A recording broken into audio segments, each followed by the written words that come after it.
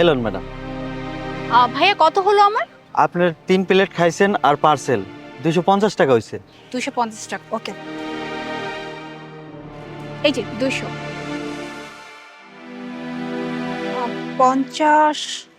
50 টাকা তো হচ্ছে না ভাইয়া। আপনি এক কাজ করেন ভাইয়া, আপনি এই নোটটা রেখে দিন।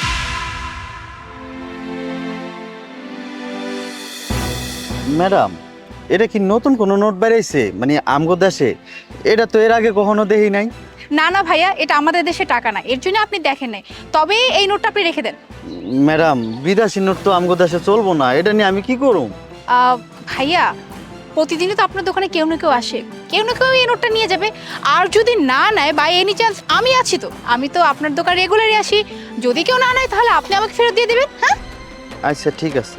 আসি তাহলে। আরে কি আজব নোট বেরিয়েছে! এরকম কালারের নোট তো এর আগে আমগো দেশে কখনো দেখিনি। জাগা, মাত্র 50 টাকাই তো। আর ম্যাডাম তো আহেই মাঝে মাঝে, না চললে ম্যাডাম এটা ম্যাডামের দিয়ে দিম। স্যার, এই নেন। কত হয়েছে? আপনার বিল হয়েছে 250 টাকা। 50 টাকা পাইবেন না, এটাই দিলাম। আচ্ছা, এটা তো বাংলাদেশি টাকা না, এই টাকাতে আমি কি করব? স্যার, সকাল থেকে তেমন একটা বেচা কিনা হয় নাই। এই 50 টাকা ছাড়া আমার কাছে আর নাই। একটা ম্যাডাম দিয়ে গেছিল, ম্যাডাম কইলে এটা চলবো। ঠিক আছে, কিন্তু এটা তো দিনার, এটার দাম তো 10 থেকে 12 হাজার টাকা। কি কোন? 10,000 টাকা? স্যার, আপনি কি আমার লাগে মজা লইতাছেন? হ্যাঁ, কিন্তু সেটার জন্য তো আপনাকে এক্সচেঞ্জারে যেতে হবে। আর এক্সচেঞ্জারে গেলে আপনি 10-12 না 15 হাজার পেতে পারেন। এই এক্সচেঞ্জার, এটা আবার কি? এটা কোন জায়গায় পাবো? আচ্ছা, তাহলে একটা কাজ করি, আমার কাছে কিছু টাকা আছে, আপনাকে কিছু টাকা দিয়ে দিই। আপনাকে তো আমি 15 হাজার দিতে পারবো না, 10-12 দিয়ে দিচ্ছি, ঠিক আছে? আপনি আমার 10-12 হাজার দিবেন? ঠিক আছে স্যার, আমি তো আর ওই এক্সচেঞ্জার নাম এক্সচেঞ্জার এটা কি কয় বুঝি না। আপনি আমার যেটা নগদ আছে ওইটাই দিয়ে দেন।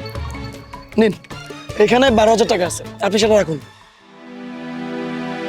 স্যার, সত্যি সত্যি আপনি আমার এতগুলো টাকা দিয়ে দিলেন এই মাত্র একটা নোটের লেগা? আর বাবা, এটার দাম অনেক টাকা, বললাম তো। আচ্ছা ঠিক আছে, থাকুন তাহলে আপনি। আচ্ছা ঠিক আছে স্যার। আসি।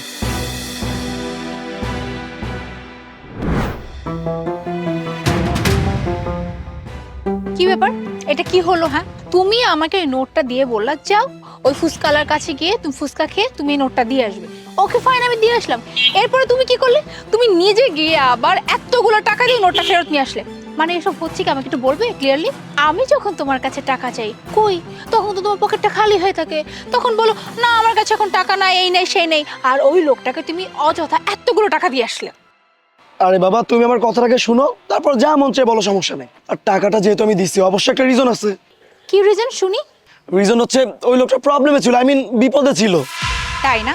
তুমি কি করে জানলে যে ওই লোকটা বিপদে পড়েছে? আচ্ছা বলতেছি, তাহলে শুনো।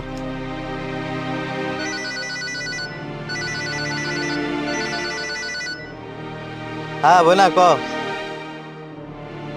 কি গত 4 দিন না 10,000 টাকা পাঠাইলাম, কইলাম মার চিকিৎসা করাইতে, ডাক্তার দেখাইতে, আবার এখন টাকা লাগবো কে? কি ডাক্তার কইছে এখন ডাক্তার না দেখাইলে মা বাঁচবো না? আমি এত টাকা এখন কই পাবো এই খারার মধ্যে? এমনি দোকানে বেচা কিনা নাই। আচ্ছা রাখ, দেখে আমি টাকার ব্যবস্থা করতেছি। এত টাকা আমি এখন কই পাই?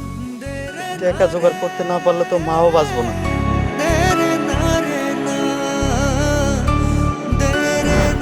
আর এই জন্য ওনাকে এতগুলো টাকা দিয়েছি। আর তুমি জানো, উনি যখন ফোনে কথা বলতেছিল ওনার চোখ দিয়ে পানি পড়তেছিল, আমার এটা দেখে খুবই খারাপ লাগতেছিল। আর এরপর কতগুলো কাস্টমার ধরে আসলো, কোনো কাস্টমারকে সে বললো না যে ভাইজান আমার মা অসুস্থ, কিছু টাকা লাগবে, সাহায্য করে যান। সে তার মতো সেম দামে আবার ফুচকা বিক্রি করতেছিল। কতটা আত্মসম্মান ওনার! আসলে গরিব হলে হয় না, গরিবদের আত্মসম্মান থাকে। তা আমি চিন্তা করলাম যে এই লোকটাকে তো সাহায্য করা দরকার। এখন তুমি হয়তো বলতে পারো যে ডিরেক্টলি টাকা পয়সা দিলেই হইতো, এভাবে নাটক করে টাকা দেওয়ার কি দরকার ছিল? তুমি তো ভালো করে জানো যে আমি দান গোপনে করতে পছন্দ করি, আমি কারোর সামনে শো অফ করে দান টান করতে পছন্দ করি না। তাই যখন দেখলাম যে পকেটে 50 দিনের একটা নোট আছে, সেটাকে কাজে লাগালাম আর সেটা দিয়ে তোমাকে পাঠালাম। আচ্ছা ঠিক আছে, মানলাম। কিন্তু তুমি ওই লোকটাকে যে নোটটা দিয়েছো, ঠিক আছে, ওইটার দাম মাত্র 200 টাকা বাংলাদেশি। হ্যাঁ, আর তুমি ওনাকে কত টাকা দিয়েছো? 12,000 টাকা। কিসের জন্য? আরে বাবা, সেটা তো তুমি আর আমি জানি, ওই লোকটাকে জানে নাকি? বুঝছি বুঝছি, ভালো একটা কাজই করেছো। কিন্তু এই যে শোনো, আমি তোমার বউ, হ্যাঁ, মাঝে মাঝে আমার পিছনে তো এতগুলো টাকা ভাঙতে পারো, তাই না? আচ্ছা ঠিক আছে বাবা, খরচ করবে, এবার বাসা চলো। এই টাকা দিয়া এবার আমার মায়ের চিকিৎসা করাম, এবার আমার মা সুস্থ হইব, আমার মা আবার আগের মতো হাসবো, আমার মা আবার আগের মতো আমার লগে কথা কইব। আমার মা কতদিন ধরে আমার লগে হাসে কথা কয় না, আমার বাদল কয়ে ডাকে না, আমার মা।